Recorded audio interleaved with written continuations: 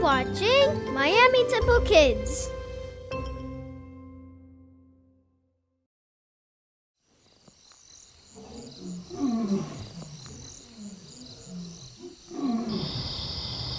Come on now, join with me, everybody sing. I'm gonna lift my voice to glorify my King. He is a mighty God and worthy of our praise. We give him everything, he's good in every way. Come on now, join with me, everybody sing. I'm gonna lift my voice to glorify my King. He is a mighty God and worthy of our praise. We give him everything, he's good in every way. He is always there for us. He's good in every way. Pouring out his awesome love. He's good in every way. He fills us up with peace and joy. He's good in every way.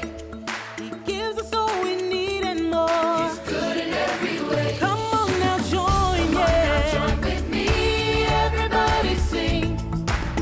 I'm gonna lift my voice to glorify my King. He is a mighty God and worthy of our praise.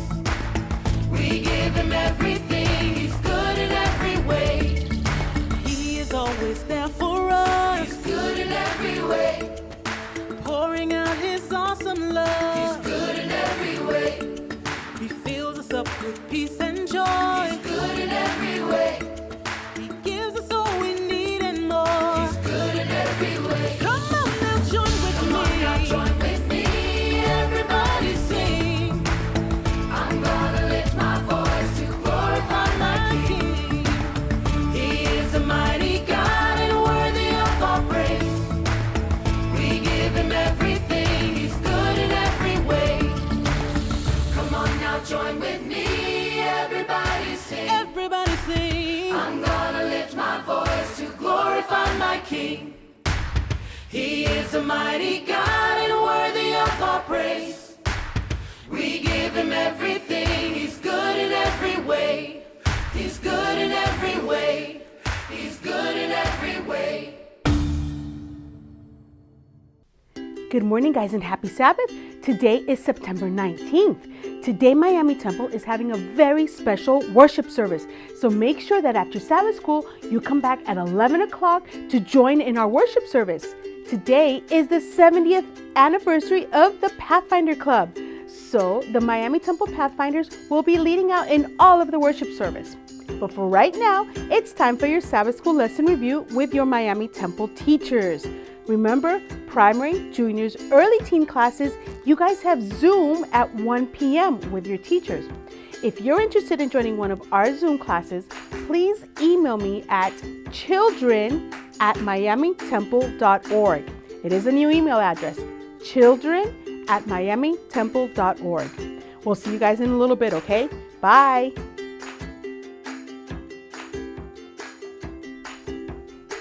Good morning, beginners class, and happy Sabbath. Just like before, this whole month, we have been learning about Elisha and the Shunem woman who built him a very special broom. Remember, she had noticed that Elisha would go from town to town to town, telling everybody about God's love. And every time that Elisha would visit, they would offer him some food and some water because he was always very thirsty.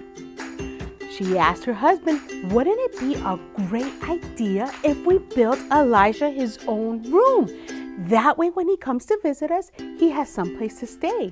And her husband agreed. So they built this beautiful room for Elisha, and Elisha was so happy. Now, our memory verse says, do good to each other. Can you guys say that with me? Ready? Do good to each other. That's right. And that's found in 1 Thessalonians 5:15. So now we're going to watch a video about the Shunem woman, and I'll see you at the end of class, okay? Bye. Have you ever visited a friend's house and been given good food to eat and a comfortable place to sleep? A woman did that for Elisha. Elisha spoke kindly to the Shunammite woman. Thank you for inviting me to dinner. I always enjoy your home when I come to Shunem. but now I must be on my way." Elisha waved as he went down the road. "The man of God needs a place to stay when he travels through our town," the woman said to her husband. "Let's build a little room for him up on the roof." Her husband agreed. Very soon some men were working to add a room to the top of the house. When Elisha came again, the room was ready. It was so good to have a place to stay. One day while resting in his new room, Elisha sent his servant Gehazi to the woman. "Ask her what I can do to thank her," Elisha said. But the woman said she had everything she needed. "I would still like to do something for her," Elisha said to his servant. "She has no son," Gehazi reminded his master. "And most women in Israel would like to have children." Elisha sent for the kind woman. "This time, next year, you will be holding a son in your arms," he told her with a smile. And the next year, the woman and her husband had a new baby boy. The little boy grew and grew. One hot summer day, he went to the fields where his father was working. Suddenly he cried out, "My head! My head hurts!" His father called to a servant, "My son is sick. Quickly, take him to his mother." The servant carried the boy to the house. His mother held him on her lap and tried to help and comfort him. But he died, and she was heartbroken. The mother went upstairs and put the little boy on Elisha's bed. Then she hurried to find Elisha. Elisha went back home with the woman. Elisha prayed and prayed, and God answered his prayer. God put life back into the boy. The little boy sneezed, and he sneezed again and again. Altogether, the little boy sneezed 7 times, one right after the other. Then he opened his eyes and sat up. "Go get his mother," Elisha said to Gehazi. Gehazi hurried away and called the little boy's mother. And she came running. She saw her little boy sitting up. The mother picked him up and hugged him and kissed him and hugged him some more. She thanked the Lord for blessing her so. The Shunammite woman had been a blessing to Elisha, but the Lord had blessed her more. He had given her the same son twice. And that was our video about the Shunammite woman and the room that her and her husband built for Elisha. Do you guys remember your memory verse? Do good to each other. That's right. So now it's time for our Sabbath School poem. So stand up. Come on, stand up. Ready? From the top of my head to the tips of my toes, I will be Jesus' child wherever I go. I'll see you guys next week. Bye. Happy Sabbath. The memory verse is James 5:16. Please pray. Happy Sabbath, kindergartners. Now, remember last week, you and your parents went over a story about the floating axe head? This is where it was in your quarterly. It was lesson 12, but it was for week 11. So this week, I'm going to tell you another story about Elisha. Remember I told you that last time? That this is the last story I'm going to tell you about Elisha. And this is called Angels All Around. I'm not going to show you the picture because then you're going to know what happened. Okay. Now, Elisha always listened to God because remember he was a prophet and he would tell the people what God said. Sometimes God would talk to Elisha just to tell Elisha things. So you know what happened? There was this king. And this king was really mad now because every time he wanted to hurt the Israelites, Elisha's people, they seemed to already know what he was planning to do. If he was planning to have his army come the next day, when the army came, they would find all the people ready for war, even though they didn't know they were coming. If he decided to stop the water from flowing, the people would know and they would be there. And the king was wondering, who is telling these people my plans? How do they know? So the king, I think he was king of Aram, sent some spies to go and find out how the people were finding out his plans. and they realized that Elisha was telling the king of Israel the plans of the king of Aram. So every time he tried to hurt the Israelites, he couldn't because they already knew his plans. So he said to his spies, now I want you to go and find Elisha because I need to get rid of him so he can stop telling my plans. So the spies came and they looked and they found out that Elisha was living in a place called Dothan. So here was Elisha's house and the spies found out that he was living there.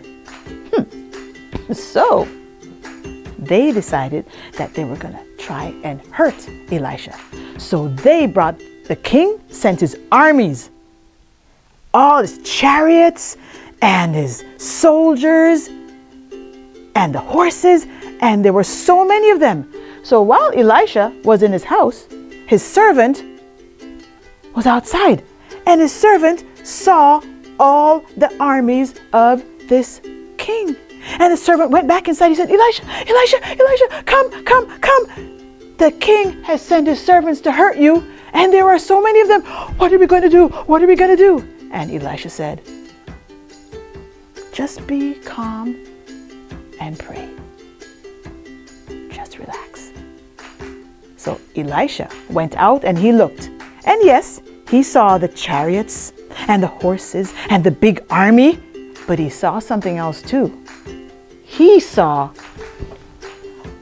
angels, and they were everywhere. Look at all these angels. Oh, not upside down. Angels, and they all around. So many angels. Now, his servant couldn't see them. So Elisha prayed. He said, God, please open the eyes of my servant so he can see what I see. And all of a sudden, the servant's eyes were open. And when he looked, he saw angels everywhere, more than the king's army. And now, do you think he was scared anymore? No. What do you do when you're scared?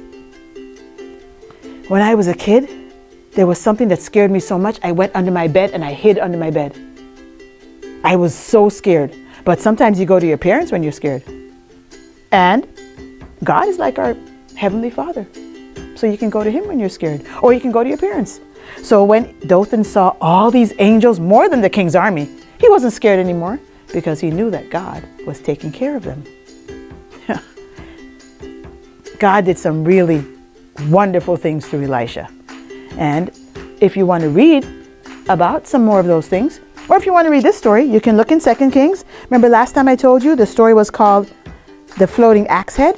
That was in 2 Kings 6. And this story is also in the same place. It just came after that because there were a lot of things that God did with Elisha. So, if I ask you some questions, do you think you can figure out if the answer is Elisha's servant, or Elisha, or God, or Syrian soldiers? Maybe? Okay, well, let's see. Let's see, the first question is, who told the king of Israel, Syria's plans? Elisha. Yeah, that one. Elisha. Okay, next question. Who told Elisha of the king of Syria's plans? Right, God.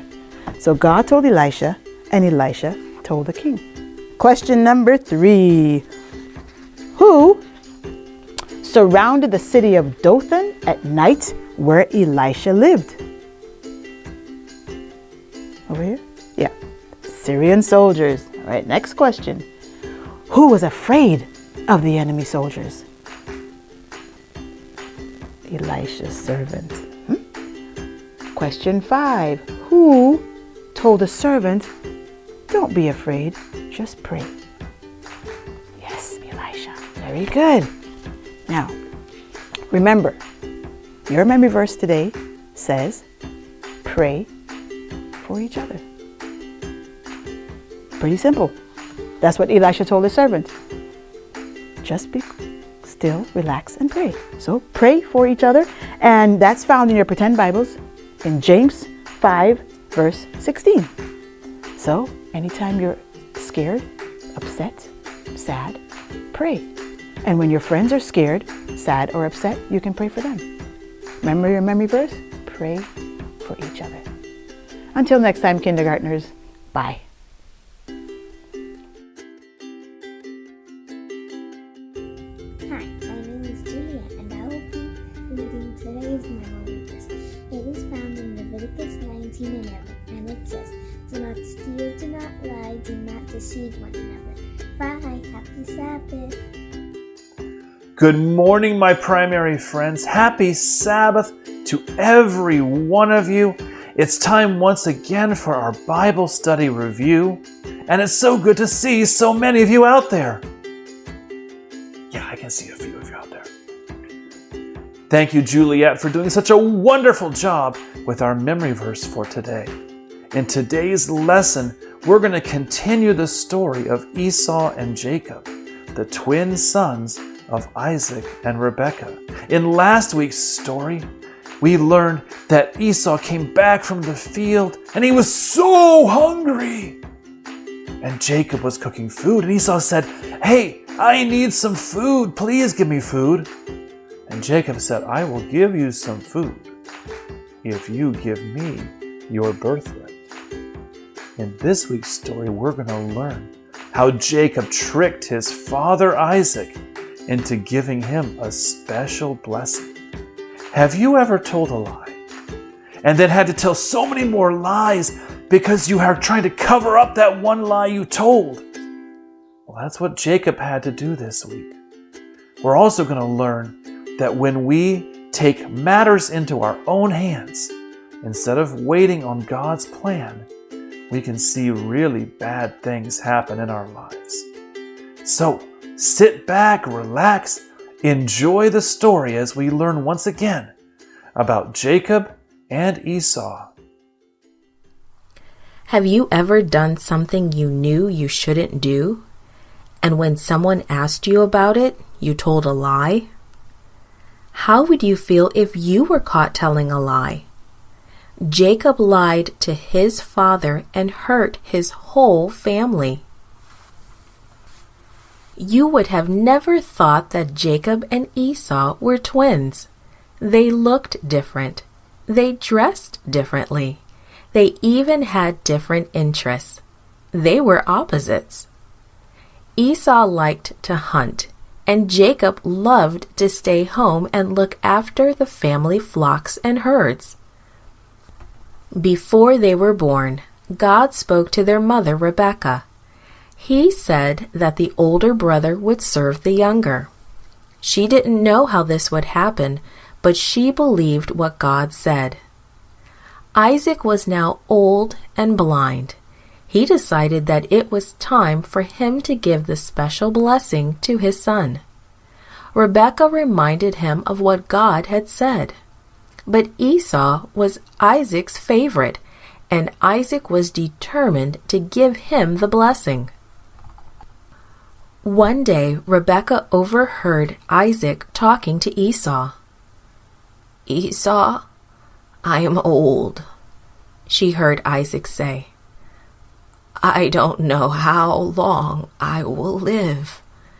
Take your weapons and hunt some wild game for me. Prepare the kind of tasty food I like and bring it to me. Then I will give you my blessing." As soon as Esau left, Rebekah called Jacob to her. She told him what was happening. Then she said, "Don't worry, Jacob, I have a plan. Go to the flock and bring me 2 of the best kid goats. I will prepare food just the way your father likes it.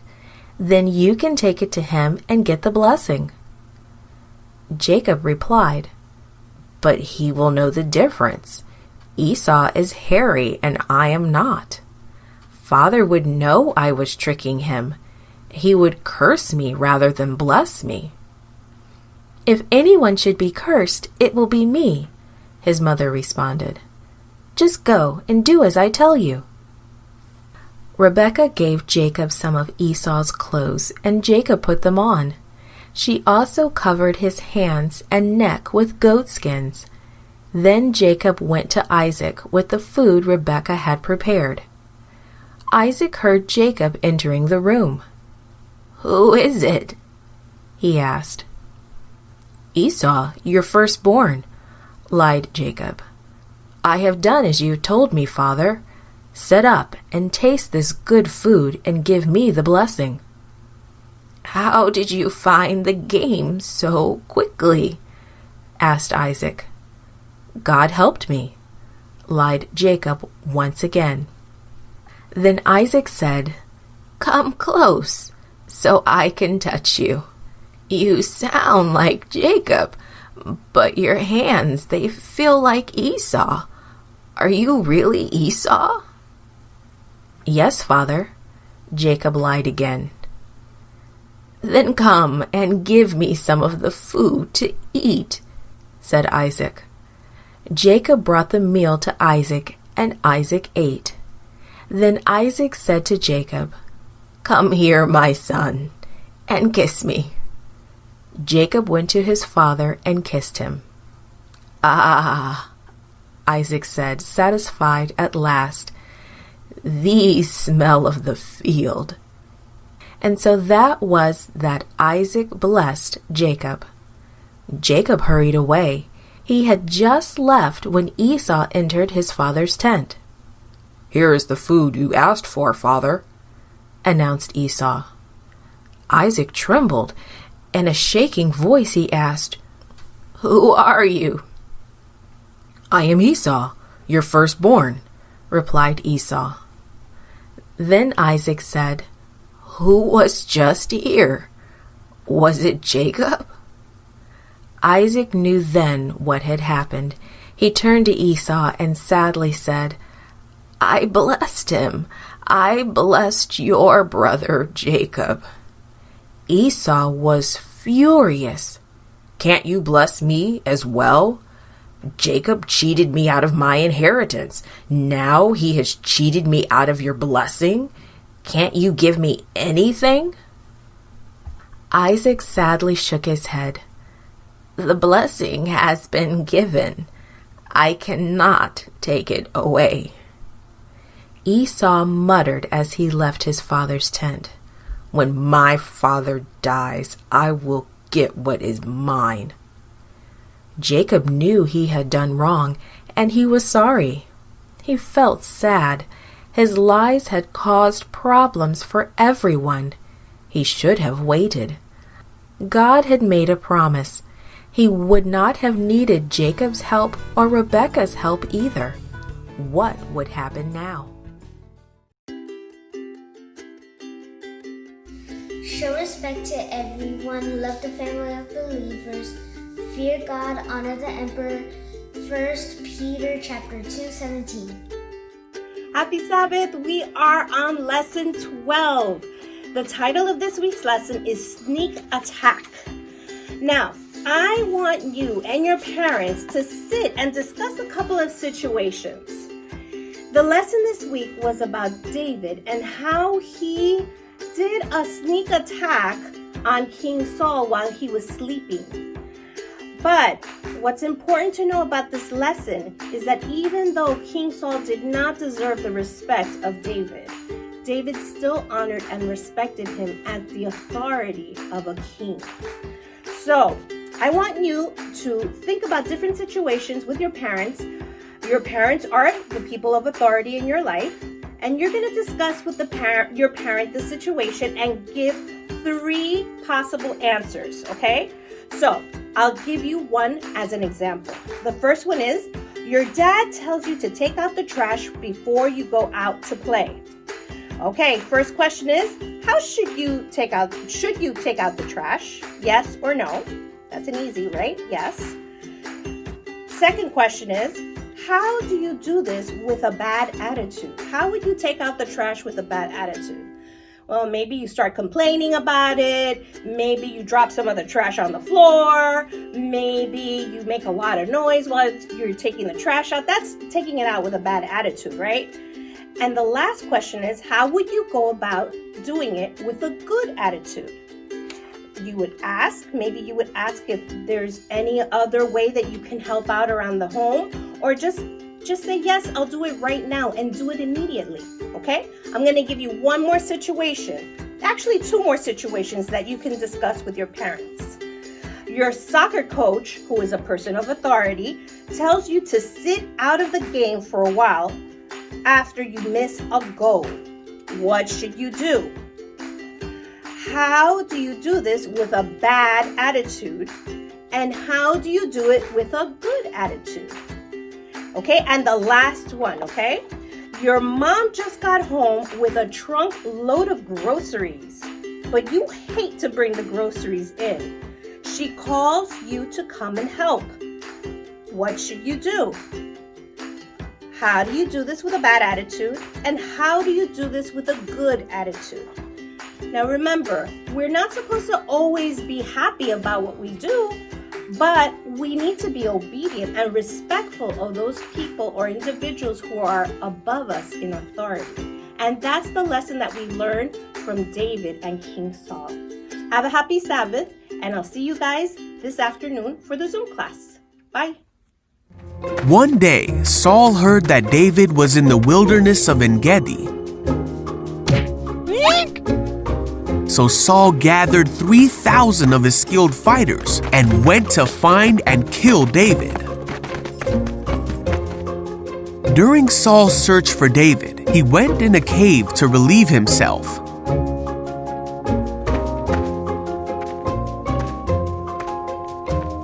Well, this very cave was the one where David and his men were hiding. And when David's men saw that Saul was unaware that David was there and unable to defend himself, they said, "Now's your chance, David. This is God telling you that he will give you your enemy to do with as you wish."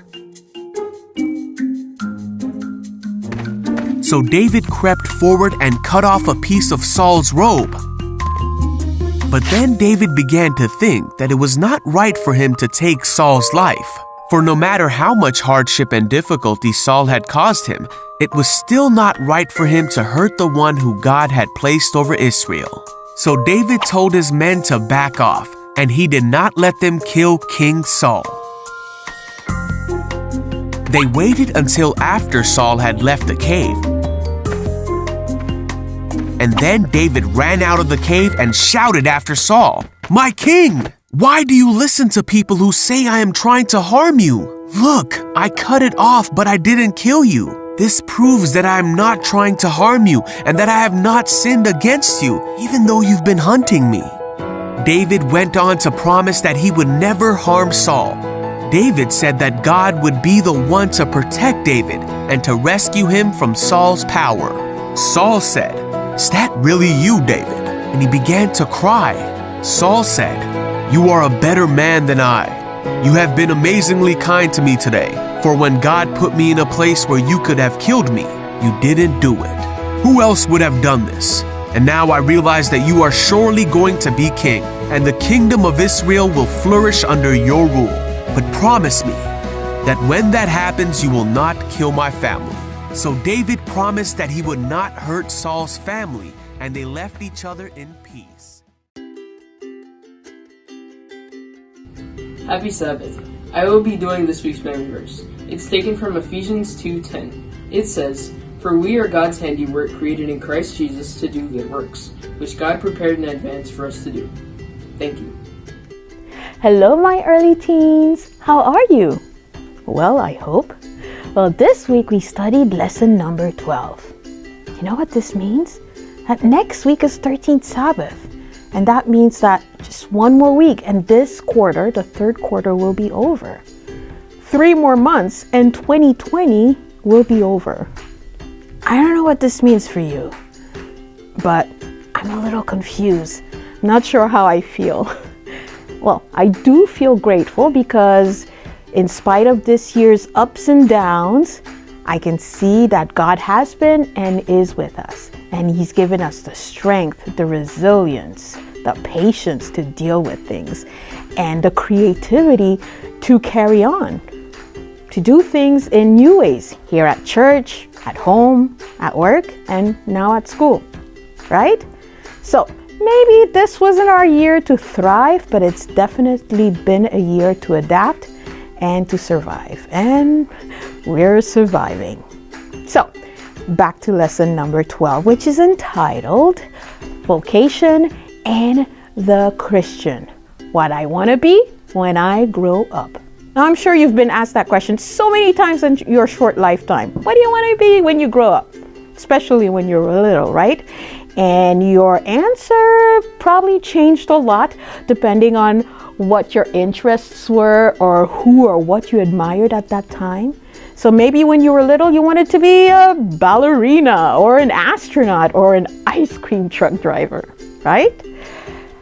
And maybe now, because of the skills that you have, you know that you want to be, I don't know, a race car driver or a librarian or a nurse or an engineer or a graphic designer. Or maybe you don't even know what you want to be yet. And that's okay. Because as important as it is for us to plan in life and to have a career set, you know what? Those things can change. Because yes, adults go to school and they study something and they change their careers. And it's about being happy and feeling fulfilled. And the most important thing is using the skills, the talents, and the aptitudes that God has given us, not to serve ourselves, but to serve God and to serve others. Because after all, that's what God created us to do, to serve Him and to serve others. And that's exactly what will make us truly happy and feel fulfilled in life. So, yes, do think about your talents. Do think about the things that you enjoy and the things that you do well. But also think about how you could use those things to make others happy, to serve others, to glorify God, and to make Him proud. And let's talk about this further this afternoon at 1 p.m. in our Zoom meeting. And in the meantime, enjoy this short video. See you soon. Since we are young, we've been preparing for this exciting journey, constantly asking ourselves, who am I? There are no model answers because we are all special in our own ways. It is crucial that we talk to people to get to know ourselves better so as to make informed decisions throughout our lives. But that's not all. We also need to explore possible education pathways, as well as learn more about the world of work. Grab the opportunity to gain exposure to a variety of industries, and don't be afraid to try out things you may not have thought to try before. Because no matter which path we choose, there will always be opportunities to upgrade our skills, and we can take pride in and value add to any job that we do. With all that we've learned about ourselves, the world of work, and educational options available, we can continue on our quest for success. As we proceed, we need to keep developing both our workplace readiness skills and soft skills, as these will help us on our quest. In this way, we can stay adaptable, resilient, and be ready for tomorrow. And that was our lesson review with our Miami Temple teachers. Now, between now and the 11 a.m. service, parents, you have just enough time to do a quick review with the lesson with your children also. Remember, at 11 o'clock today is a very special Sabbath where our Pathfinders will be leading out. Now, we have lots of different activities happening in Miami Temple. We have our adventure clubs, our Pathfinder clubs, our Champions of Truth drama ministry. We have for youth and for kids also. And then on October 31st, we'll be having our Drive-By Harvest Festival. So make sure you watch out for more of the information about the Harvest Festival that we will be doing Drive-By on October 31st. All right, so we'll see you guys next week. Bye. Happy Sabbath.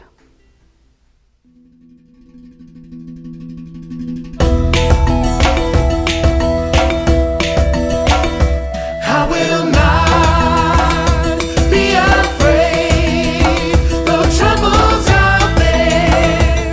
My